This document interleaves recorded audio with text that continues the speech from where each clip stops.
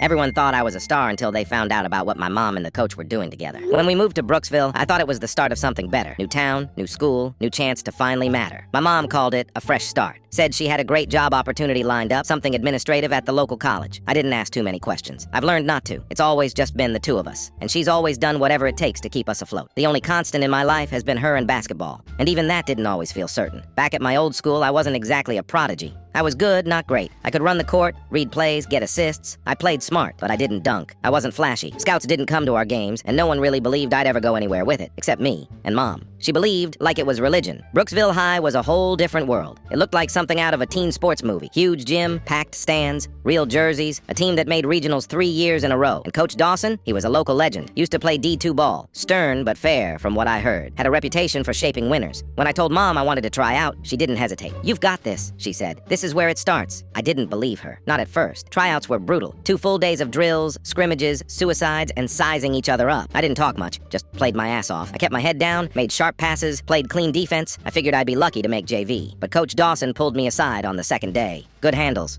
he said. "You play smart. Keep that up and we might have a spot for you on varsity." I must have looked stunned because he chuckled. "Don't act surprised. You've got something. Let's see what you do with it." By the end of the week, my name was on the varsity roster. Me, some transfer nobody, playing with seniors who'd been on the team for years. It felt like a dream. I couldn't wait to tell Mom. She cried when I showed her the jersey. Real tears. She hugged me so tight it almost hurt. "I knew it," she whispered. "I knew this was worth it." At first, everything was perfect. Coach gave me way more playing time than I deserved. He pulled me aside during practice for extra feedback, designed plays around my skill set, even started talking about summer training camps and maybe some D2 scouts coming to see our games if I kept improving. I thought I was finally being seen for what I could do, that all the years of grinding were finally paying off, that this was my moment. Then the whispers started. At first it was subtle. Side comments in the locker room. Quiet laughter when Coach called my name. Teammates asking if I had some kind of hookup. Stuff like, "Guess it pays to have a mom who bakes cookies for the coaching staff." Dude, how are you already starting? Coach barely looked at me last season. "You sure your game's what he's watching?" I tried to laugh it off. That's what you're supposed to do, right? Brush it off. Keep working. Let the game speak. But even I started to feel it. Coach wasn't treating me like just another player. After practice, he'd stick around to talk. He asked about my schedule, my grades, how things were at home. Always home. "Tell your mom I said thanks for the lasagna," he said once. I didn't remember her making lasagna for him. She hadn't mentioned it. Then she started coming to every practice, not just games, practices. She'd sit in the bleachers with her tablet, pretending to read or work. But every time I looked over, she wasn't looking at the screen. She was watching Coach. They'd talk afterward in the parking lot. Not long, not obviously weird, just long enough. One night, I stayed behind after practice to grab my phone charger. When I stepped outside, I saw them. She was standing by her car. He was leaning in close, way too close. She laughed at something.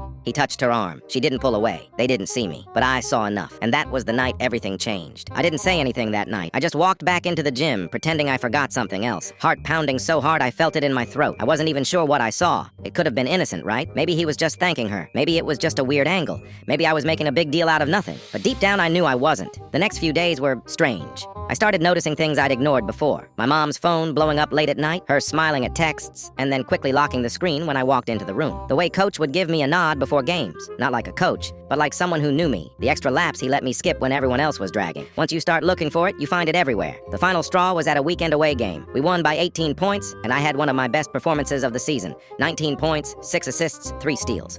Everyone was hyped. The bus ride home was loud, music blasting, guys joking around. For once, I felt like I belonged. Then I got off the bus. And there she was, my mom, waiting by Coach's car, not mine, his. They were laughing. His hand was on her back, casual, like it had been there 1,000 times before. And she didn't even look surprised to see me walk up. She just smiled and said, "Great game, sweetheart." That night I didn't sleep. I kept replaying everything. Every compliment Coach ever gave me. Every minute I spent on the court. Every pat on the back. Every play designed around me. And the question that kept stabbing through my brain. Was any of it real? The next morning, I confronted her. I didn't go in screaming. I just walked into the kitchen while she was making coffee and asked, "Are you sleeping with Coach Dawson?" She froze. Her hand tightened around the mug. She didn't answer for a few seconds, just stood there, breathing shallowly. Then she said, "What kind of question is that?" "You know exactly what kind." She turned to look at me. I've never seen her look so tired. Like the question didn't surprise her, but the fact that I'd actually asked it did. She didn't deny it. She didn't say no. She just said, "I didn't do this for me." I sat down at the table. "Then who was it for?" "You," she said. "Always for you." She told me the truth, or at least her version of it. That when we moved, she knew Brooksville had one of the best basketball programs in the state. She looked up schools, coaches, rosters. She found out Coach Dawson had no kids, no wife, a bit of a reputation. She made a plan. She got a job at the college so we could live in the district. She started going to the same gym Coach used. Got friendly, got closer. Made sure he noticed her. And me. "I never asked him for favors," she said. "I never made him do anything. I just wanted him to see you, to give you a shot. You deserved that." I didn't even know what to say. She kept talking about how hard I worked, how many nights I stayed up shooting in our old driveway, how she just wanted one person to notice what she already knew, that I was meant for more. But all I could think about was how every minute I played now felt like a lie. "Do you even hear yourself?" I said finally. "You sold yourself so I could get more playing time?" "I believed in you," she said, crying now. "I still do. You're amazing. I gave you a boost. That's all." I didn't scream. I didn't break anything. I just stood up and walked out of the house. I didn't even take my phone. I just walked for hours. Because suddenly it didn't feel like my life anymore. It felt like I was playing a part in someone else's story, and I didn't know how to get out of it. I didn't go to practice the next day. I told Coach I was sick. I told my mom I was tired. Neither of those were lies, exactly. I was sick, just not the kind you can take medicine for, and I was tired. Tired of pretending everything was normal when it wasn't. Tired of pretending I'd earned this. The next day, I went back. I didn't want to, but I figured if I skipped again, people would start asking questions. Turns out they already were. The vibe in the locker room had changed. Guys who used to dap me up barely nodded. A couple of them straight up ignored me. One senior I used to run drills with muttered, "Look who decided to show up," under his breath as I walked in. And then, the kicker. Someone had written Coach's pet on my locker in dry erase. I didn't react, just wiped it off and kept moving. But inside, I felt like I was cracking open. That day at practice, I played like garbage. Missed easy shots, turned the ball over twice. Coach tried to pull me aside, but I brushed him off. I couldn't look him in the eye anymore. I could feel the eyes on me, every teammate watching, judging, wondering. I knew what they were thinking.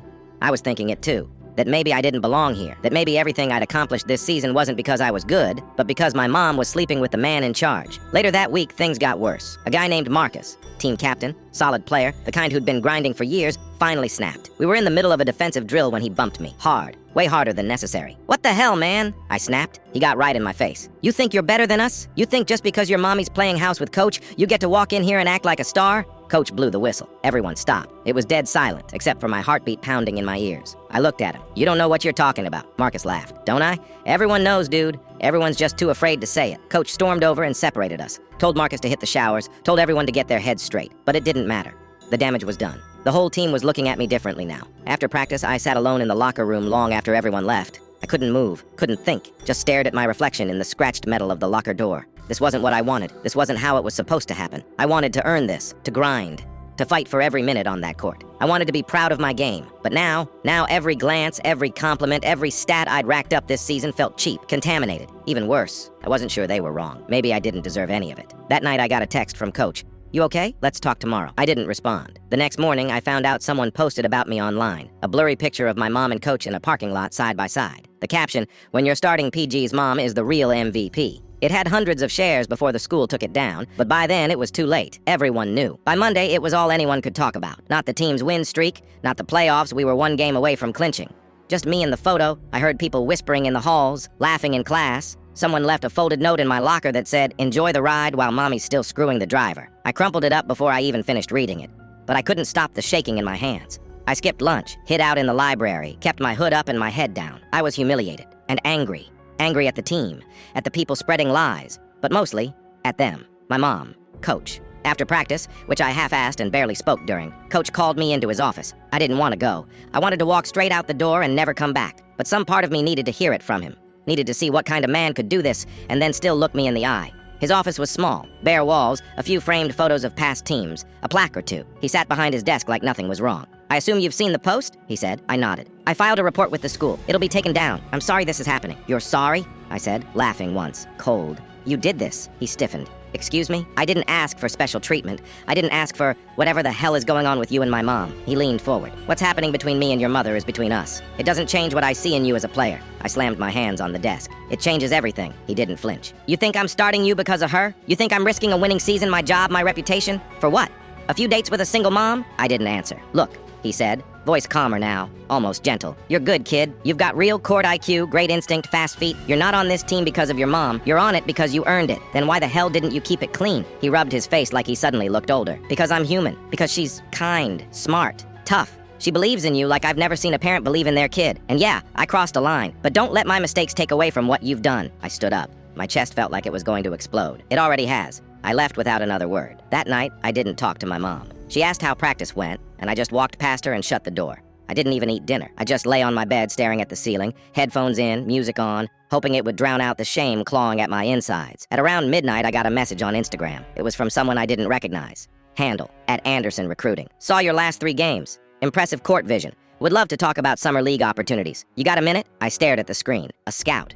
Me? After all this? My thumb hovered over the reply button. Because here's the thing. Even though everything felt broken, even though my world was crashing, even though I didn't know who to trust anymore, I still loved the game, and I wasn't ready to give it up. Not yet. The gym was nearly empty when I stepped inside that Saturday morning. No teammates, no coach, no spectators, just the squeak of rubber soles against hardwood and the low, familiar bounce of the ball. I dribbled to the free throw line, bent my knees, and shot. Swish. Again. Swish. The rhythm calmed me in a way nothing else could. I wasn't here to impress anyone or prove something. I wasn't thinking about the drama or coach or the humiliation. I was here to remember why I started this in the first place, why I'd ever picked up a ball. By the end of the first hour, sweat dripped from my chin like a leaky faucet. My hoodie was soaked, knees aching, wrists stinging. But I stayed. I had to stay. Because for the first time in weeks, I wasn't just reacting to everything around me. I was choosing, reclaiming. And in that silence, under the pale lights of the gym, I made the decision. That night, I sat across from my mom at the kitchen table. We hadn't eaten dinner together in a while. Not really. Not since that photo. Not since trust between us felt like shattered glass. She looked tired. Maybe from work. Maybe from guilt. I couldn't tell anymore. I'm not mad at you, I said, breaking the silence. She looked up from her tea. You're not? I shook my head slowly. Not really. Maybe I was, but now I get it. Her lips parted like she wanted to defend herself again, but I kept going. I know you thought you were helping, that you were doing what you had to do for me. For my future. A pause. But I have to do this my way now. She blinked. Her voice was quiet. What does that mean? I told her. That I was leaving the team. That I'd accepted an invite to the Houston Summer Showcase. That I wanted to prove to myself, and everyone else, that I could do this alone. There was a long silence. I watched her face twist with emotion, like she was fighting the urge to cry and argue all at once. Instead, she asked, "Do you hate me?" I shook my head. Number. But I need space from this. She nodded. Then I'll give you that. But for what it's worth, I never needed to sleep with anyone to believe in you. That hurt more than I thought it would. But I believed her. Maybe for the first time in weeks, I really did. The next afternoon, I met with Coach. It was awkward as hell. His office smelled like floor cleaner and wintergreen gum. The same old motivational posters were peeling slightly at the corners. His desk was cluttered with scout reports and a half-empty coffee mug. I'm leaving the team, I said flat out. He raised his eyebrows but didn't interrupt. I took a deep breath. Not because of what people think. Not because I'm angry. But because I need to play for me. I don't want any more whispers or favors. I want to earn it. He leaned back in his chair, watching me. You've got guts, kid. I'll give you that. I didn't say anything. I always thought you had the potential. The rest of it, your mom, the gossip, that wasn't part of the plan. It just happened. I wasn't sure whether he expected me to forgive him. I didn't. But I didn't lash out either. Instead, I offered him a quiet nod and left. And with that, I was free. The next week felt like something out of a dream and a nightmare at the same time. I stopped going to practices. The team moved on without me. They won their final game. Barely. My name still trended on school forums, but the scandal was dying down. People were moving on. I was too. I focused on training. Every morning before school, every afternoon until sunset, I hit the court by myself or with an old friend from down the street, James, the one guy who never cared about clout. We drilled plays, conditioned, watched tapes of the showcase from previous years. I want this to be mine, I told him once during a break. He looked at me like it was the most obvious thing in the world. Then go get it. The flight to Houston was my first time traveling alone. I sat by the window and watched the clouds drift by, knees bouncing with nervous energy. No mom, no coach, no one pulling strings behind the scenes. It was just me and my game now. The showcase was insane. Hundreds of kids. Towering guys from the East Coast, lightning-fast guards from California, even one kid who'd already gotten an offer from a D1 school and played like it. The pressure was unreal, but I didn't fold. I thrived. Not because I was the best, but because I belonged. Every pass I made, every layup I hit, every smart defensive read I executed, it all came from me. Pure, undiluted, earned. On the final day of the tournament, a scout from Westwood State approached me after our last game. He was in his 40s, clean cut, clipboard in hand. You've got natural court leadership, he said. You see plays 2 steps ahead. You're unselfish, but you don't disappear. You ever think about playing at the next level? My throat tightened. Yeah, I have. He handed me a card. Let's talk. 2 weeks later, I sat in my room when the email came in. Subject, Westwood State basketball, official visit invitation. I stared at the screen for a long time. Then I laughed and cried and laughed again. Because this time, it wasn't a favor. It wasn't gossip. It wasn't scandal. It was me. Just me. And I was finally enough.